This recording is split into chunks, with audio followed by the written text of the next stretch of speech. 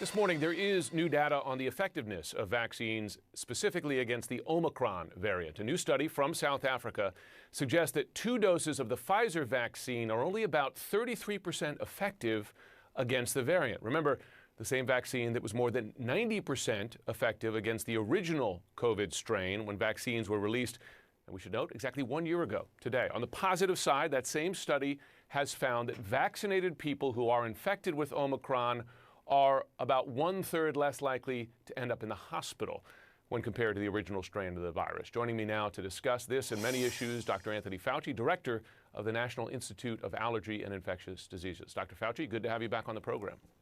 Thank you, Jim. Good to be with you. So first, last week you were on CNN and you said that the NIH lab was expecting to have results early next week, that is this week, on vaccine efficacy against Omicron. Is there new data, and what does it show? Yeah. Well, you know, we're going to be talking about it tomorrow, but it's mostly confirms what you have been hearing that have come from South Africa as well as the UK. The data you showed up on the screen, Jim, is correct. What happens is that if you get 2 doses of a Pfizer or a Moderna, the protection against infection itself is dramatically down. However, what is the somewhat encouraging news is that the protection against hospitalization and severe disease, although it goes down to around 70% from around 93%, when you get boosted, it brings it back up to the level of pretty good protection, which is a very strong argument for people getting their boosters. So Omicron is going to be a challenge because it spreads very rapidly, and the vaccines that we use, the regular 2-dose mRNA, don't do very well against infection itself. But with hospitalization, particularly if you get the boost, it's pretty good. Should we then be looking at this really as a 3-shot vaccine when it comes to Pfizer, that boost is not just an advantage, but might be a requirement? Well, again, there's a difference there, Jim, and you know it's a sensitive issue because of the legal issues about what is going to be a requirement that is now under litigation. The situation is there's no doubt that we can say that optimal protection when you're dealing with an mRNA is with 3 doses. There's no doubt about that, both for the durability of the protection as well as the protection against the Omicron variant. So there's little doubt about that among those of us who work in this field. We are seeing, though, an organization like the NFL basically move forward to now require that 3rd shot. The thing is, many companies, private companies, as well as federal government agencies, they look to the CDC, they look to the federal government. Should the federal government be leading on this in terms of requiring boosters? Well, again, there's a difference. It's a subtle difference, Jim, between requirement and optimal. I could tell any organization that asks me, what's the optimal to protect ourselves, be it your athletes or be it the people in it. There's no doubt that the optimal protection is going to be with 3 doses of an mRNA. Understood. Okay, let's move on to another treatment, which is showing progress and promise, and that is COVID pill.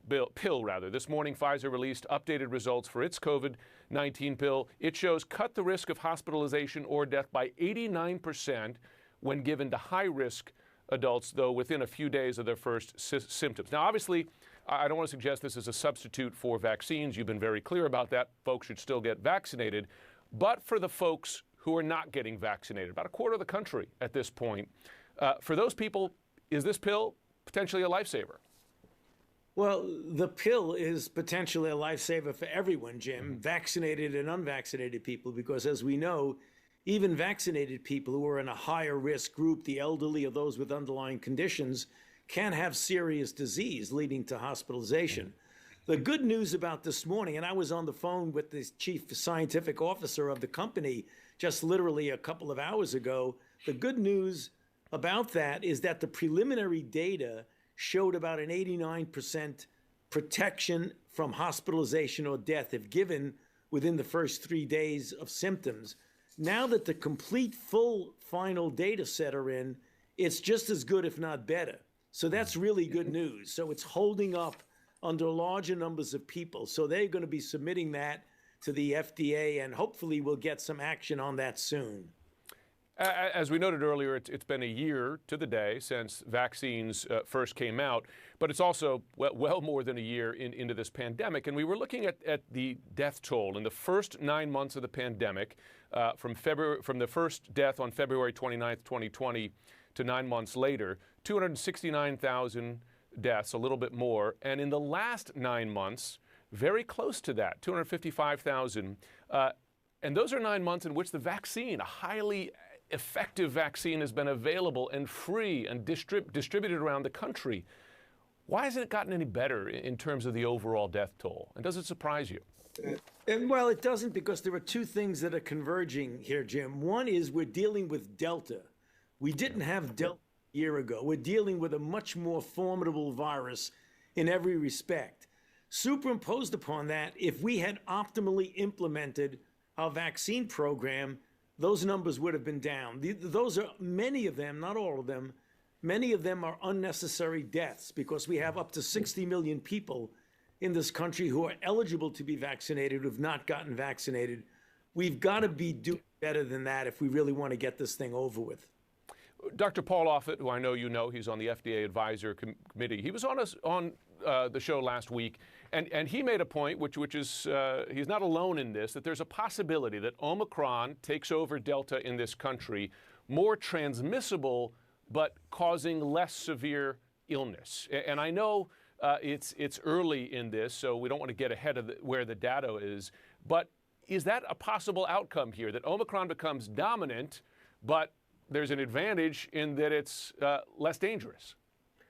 That is a possibility, but let me give you the details about where we get those data, mostly from South Africa.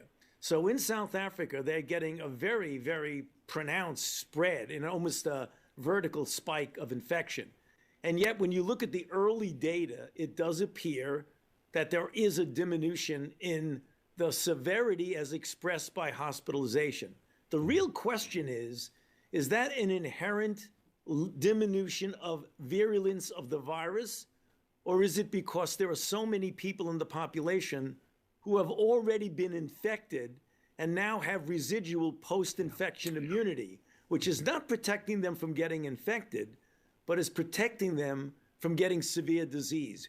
Whatever it is, the disease seems to be less severe, whether it's inherently less pathogenic as a virus or whether there's more protection in the community. We're just going to have to see when it comes in the United States. And for sure, Jim, it is going to be dominant in the United States, given its doubling time. Dr. Anthony Fauci, thanks so much as always. Good to be with you, Jim. Thank you for having me.